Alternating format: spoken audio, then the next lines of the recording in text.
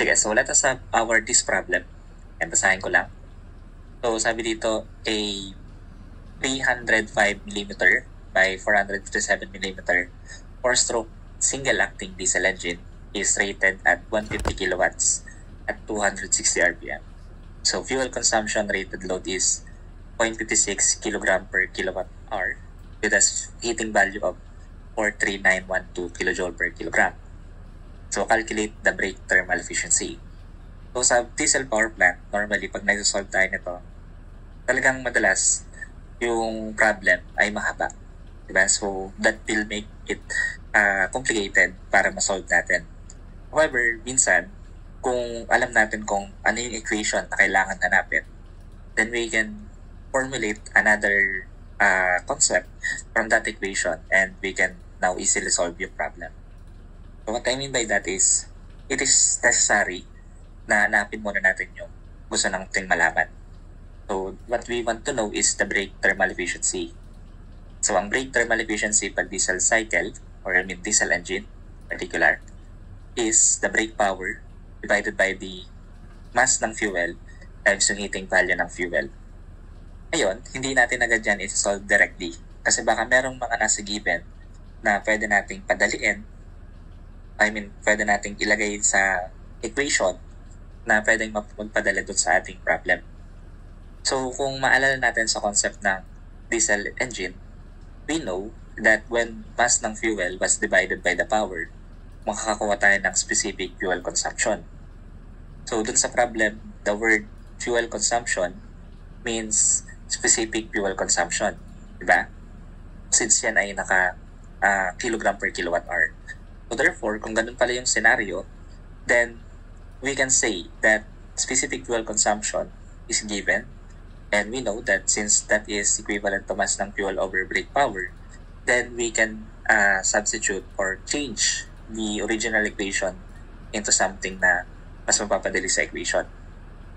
So with that, yung brake power, for example, etong nasa taas, ilagay lang natin dito sa ilalim, sa denominator. So when we do that, magiging mass ng fuel over brake power. So therefore, what we would get is the efficiency ng thermal is simply the 1 over specific fuel consumption ng brake times yung heating value. So ganun lang yung brake thermal efficiency natin.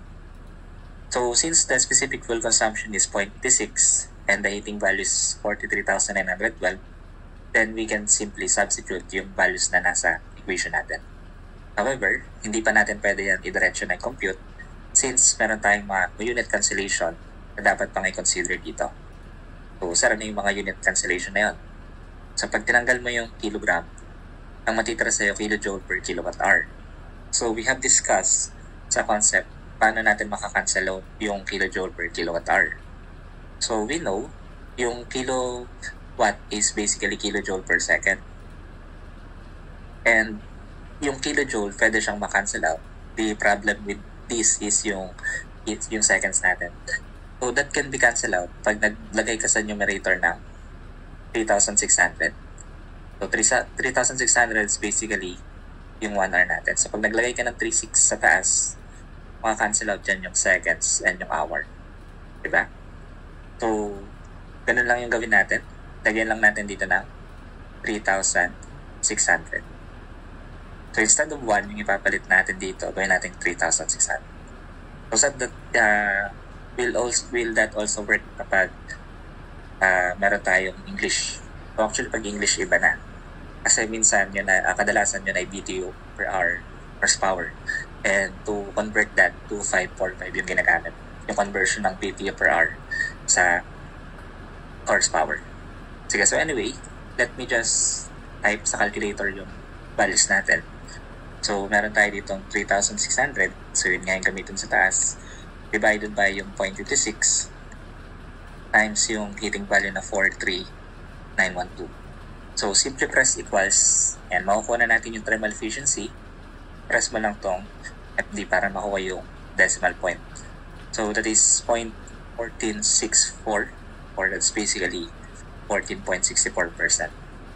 So, sa mga diesel engine na problem, it is very important na familiar tayo dun sa mga definitions and performance parameters na kailangan para masukat natin yung efficiency ng ating diesel engine. So, it requires us to be familiar sa thermal efficiency, sa specific fuel consumption, heating value or heat rate, and any other na discuss natin ng concept. So, kasi kapag isa lang doon, medyo nakalimutan natin yung problem natin, hindi siya ganun kasimple yung masasolve. Diba? Sige. So, anyway, yan yung ating sagot, yung letter C.